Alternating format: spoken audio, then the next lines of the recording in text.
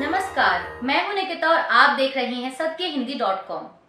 चलिए एक नजर डालते हैं अब तक की सुर्खियों पर। कोलकाता हाई कोर्ट ने कल बुधवार को बड़ा फैसला सुनाते हुए 2010 के बाद से बंगाल में जारी ओबीसी प्रमाण पत्रों को रद्द कर दिया है। इसमें करीब 5 लाख ओबीसी प्रमाण पत्रों पर असर पड़ने की संभावना है। बता दें कि ममता बनर्जी के नेतृत्व वाली तृणमूल सरकार 2011 में राज्य में सत्ता में आई थी, इसलिए यह आदेश ममता सरकार के तहत जारी सभी ओबीसी प्रमाण पत्रों पर प्रभावी है। दरअसल एक जनहित याचिका पर सुनवाई के दौरान कलकत्ता हाईकोर्ट ने ये बड़ा फैसला सुनाया। इस जनहित याचिका में ओबीसी प्रमाण पत्र जारी करने की प्रक्रिया पर सवाल खड़े किए गए थे। इस मामले में कोर्ट ने निर्देश देते हुए कहा कि ओबीसी प्रमाण पत्र 1993 के एक्ट के तहत बने पश्चिम बंगाल पिछड़ा आयोग के हिसाब से तय प्रक्रिया के तहत ही बनाए जाएं। अदालत ने साथ ही ये भी स्पष्ट किया कि जिन वर्गों का ओबीसी दर्जा हटाया गया है, उसके सदस्य अगर पहले से ही सेवा में हैं या आरक्षण का लाभ ले चुके हैं या राज्य की किसी चयन प्रक्रिया में सफल हो चुके हैं, तो उनकी सेवाएं इस फैसले से प्रभावित नहीं होंगी। कलकत्ता हाईकोर्ट के इस फैसले पर राजनीतिक दलों की तमाम तरह की प्रतिक्रियाएं आनी शुरू हो गई हैं। जहां राज्य सरकार ने अदालत के इस फैसले को मानने से इनकार कर दिया, तो वहीं भाजपा का कहना है कि हाई कोर्ट ने इंडी गठबंधन को इस फैसले से बहुत बड़ा तमाचा मारा है। बीजेपी नेता अमित मालविया ने ममता बनर्जी का एक वीडियो शेयर किया, जिसमें वह अदालत की बात मानने से साफ इनकार करती नजर आ रही हैं। ममता बनर्जी का कहना है कि पश्चिम बंगाल में ओबीसी आरक्षण जारी रहेगा, क्योंकि इससे संबंधित विधेयक संविधान की रूपरेखा के भीतर पारित किया गया था। ममता बनर्जी ने कहा कि सरकार ने घर घर सर्वेक्षण करने के बाद विधेयक बनाया था और उसे मंत्रिमंडल और विधानसभा ने पारित किया था। उन्होंने कहा कि जरूरत पड़ने पर वह इस आदेश के खिलाफ ऊपरी अदालत तक जाएंगी। इसके साथ ही टीएमसी प्रमुख ने भाजपा को भी निशाने पर लिया। उन्होंने कहा कि बीजेपी केंद्रीय एजेंसियों का इस्तेमाल कर ओबीसी आरक्षण को रोकने की साजिश कर रही है। कुछ लोग ओबीसी के हितों पर कुठाराघात करने के लिए अदालत गए और उन्होंने याचिकाएं दायर की, तब यह घटनाक्रम सामने आया है। बीजेपी इतना दुस्साहस कैसे दिखा सकती है? ममता बनर्जी ने आरोप लगाया कि संदेश खाली में अपनी साजिश में विफल हो जाने के बाद अब बीजेपी नई साजिश रच रही है।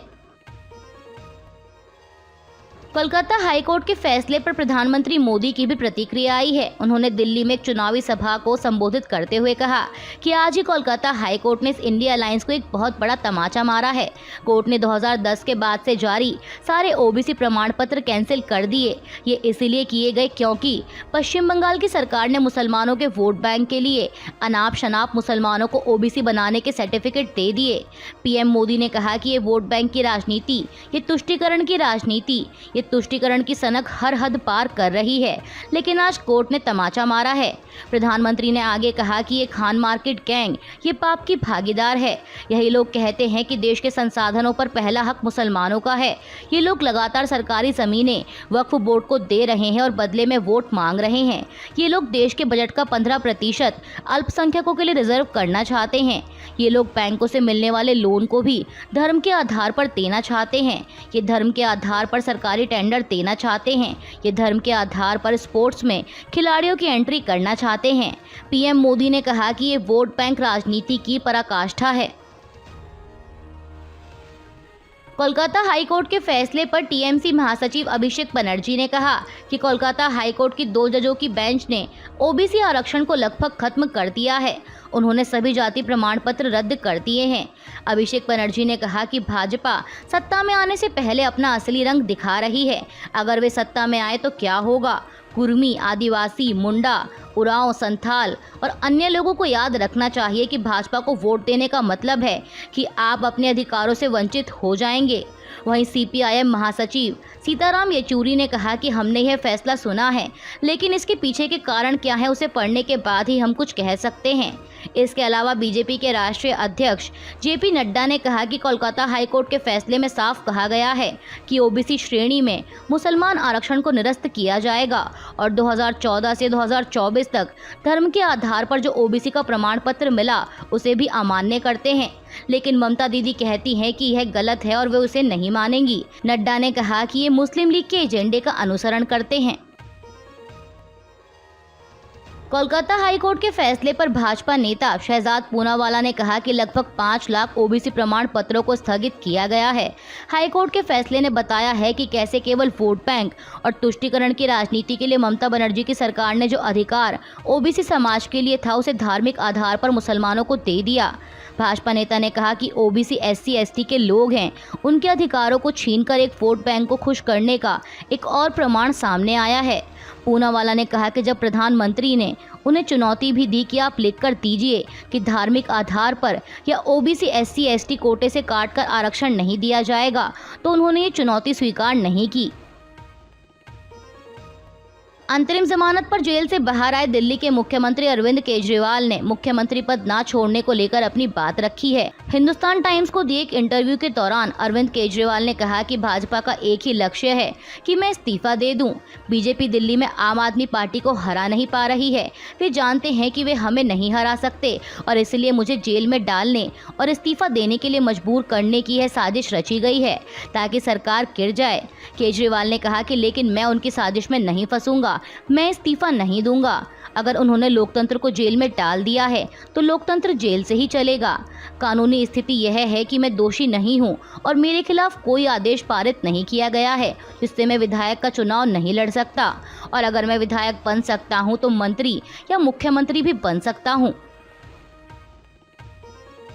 अरविंद केजरीवाल ने केंद्रीय जांच एजेंसियों के दुरुपयोग को लेकर भी भाजपा को आगे घेरते हुए कहा कि मुझे सिर्फ 24 घंटे के लिए ईडी दे दीजिए और सभी भाजपा नेता हमारे पक्ष में होंगे। पार्टी नेताओं के बीजेपी में जाने को लेकर उन्होंने कहा कि यह केवल ईडी की धमकियों के कारण है। केजरीवाल ने कहा कि उन्होंने एक ईडी कानून बनाया है जिसके तहत वे आपको दोषी ठहराए बिना गिरफ्तार कर लेते हैं और कोई जमानत नहीं दी जाती, और ये इस देश का कानून नहीं था। पहले यदि कोई FIR दर्ज की जाती थी तो जांच होती थी, मामला आगे बढ़ता था, लेकिन ये कानून मोदी जी ने विपक्ष को पूरी तरह खत्म करने के लिए बनाया है।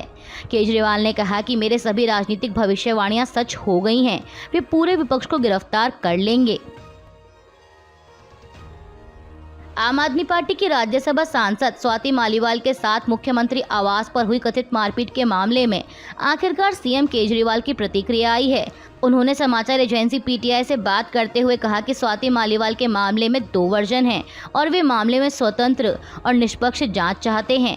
अब अरविंद केजरीवाल के इसी बयान पर स्वाति मालीवाल ने पलटवार किया है। पार्टी सांसद ने X पर लिखा कि मेरे पीछे नेताओं और वॉलंटियर्स की पूरी फौज लगाने के बाद मुझे बीजेपी का एजेंट बताकर मेरे चरित्र को तार-तार करना, एडिटेड वीडियो लीक करके पीड़िता को ही शर्मिंदा करना, अभियुक्त के साथ घूमना, उसे अपराध वाली जगह पर फिर से जाकर सबूतों से छेड़छाड़ करने देना और उसके पक्ष में उतर जाने वाले जिस मुख्यमंत्री के ड्राइंग रूम में मुझे पीटा गया था, उसने आखिरकार कहा कि वे इस मामले में स्वतंत्र और निष्पक्ष जांच चाहते हैं।